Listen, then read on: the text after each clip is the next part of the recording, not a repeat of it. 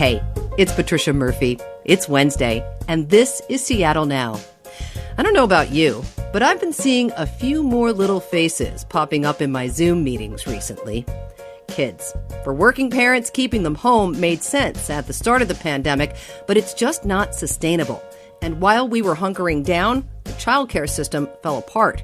Crosscut's Melissa Santos is here to tell us what's going on and what might help get things back on track. But first, let's get you caught up. The Seattle City Council voted to override Mayor Durkin's veto of their legislation that would reduce the police department's budget.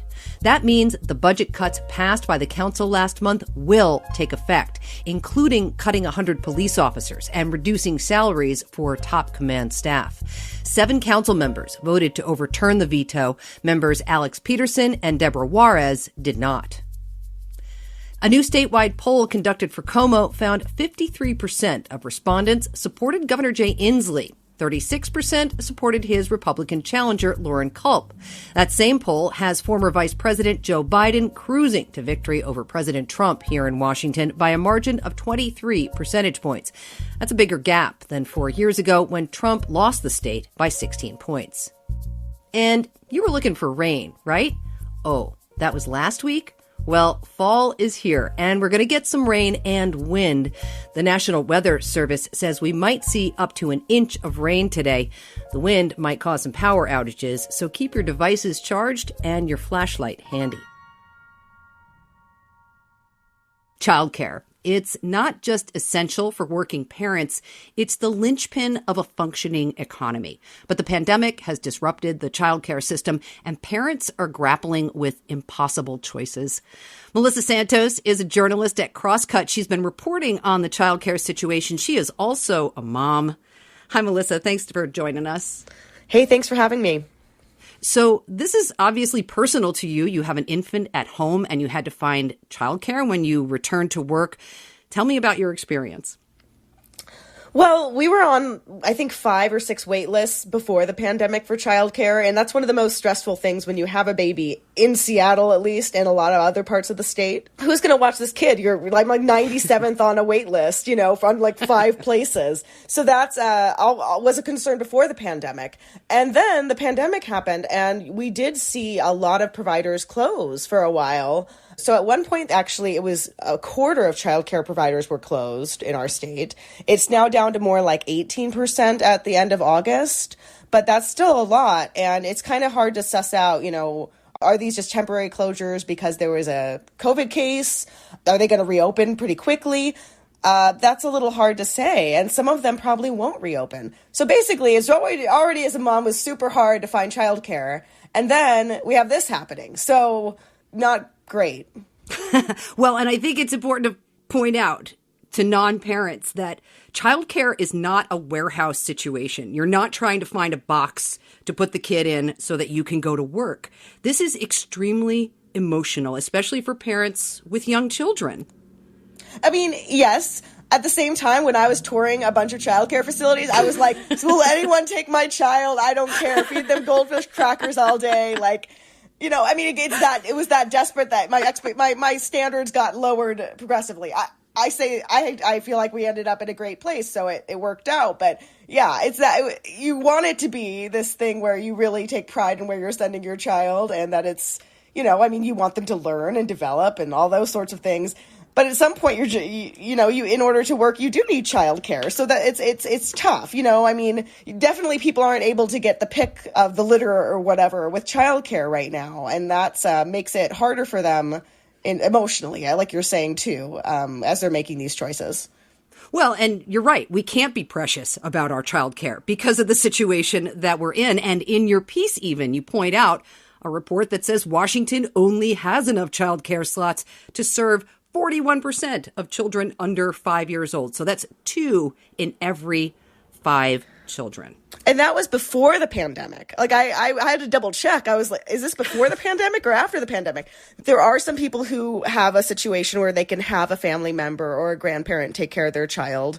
But I don't think that's the case for most people. Sure. And how this plays out in real life, of course, is uneven availability. Some childcare centers are full to capacity, like you said, with wait lists for months and months and months.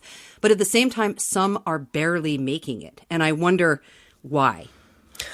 Well, it's this weird kind of dual problem that is interrelated, but it seems like it's the opposite problem, right? So childcare providers are actually overall at lower enrollment because people have been keeping their kids home for safety reasons. And then they don't have enough money to stay open, so then they close, and then people in that neighborhood can no longer find a childcare provider. So it's kind of both at the same time.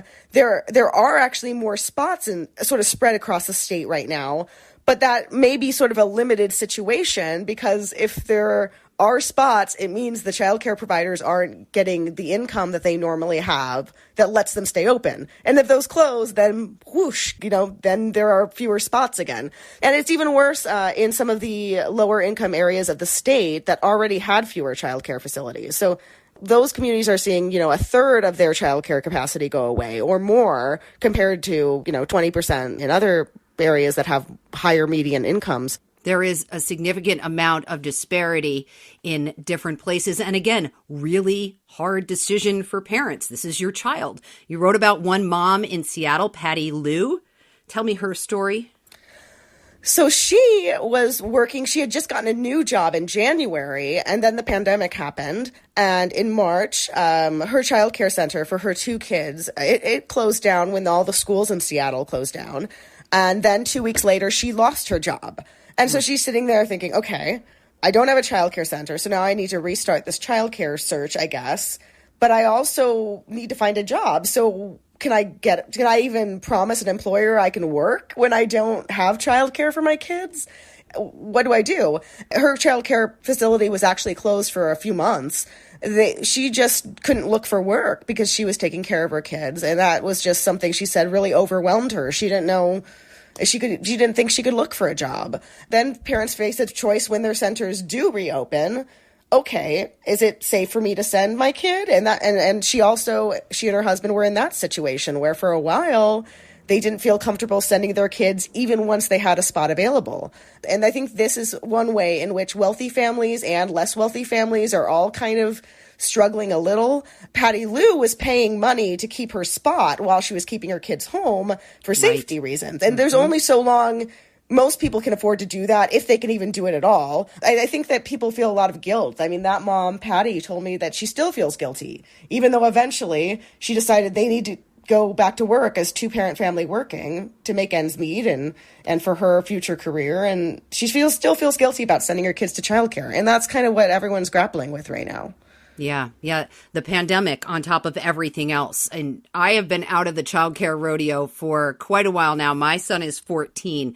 But even back then, when I was trying to find childcare, I was on wait lists. It was extremely difficult if you didn't have a lot of disposable income.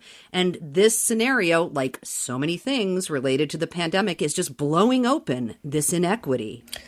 Yeah, I mean, the secretary of the department that oversees all the childcare told me that it was, a system that was teetering on the edge, or actually dysfunctional is what he called it, before the pandemic. And now it's definitely not more functional and seems like it's getting less functional every day.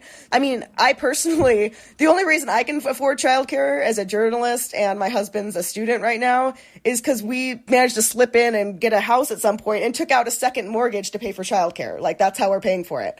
I don't know. It just seemed like an extraordinary step to have to take and an option that so many people don't even have. Yeah.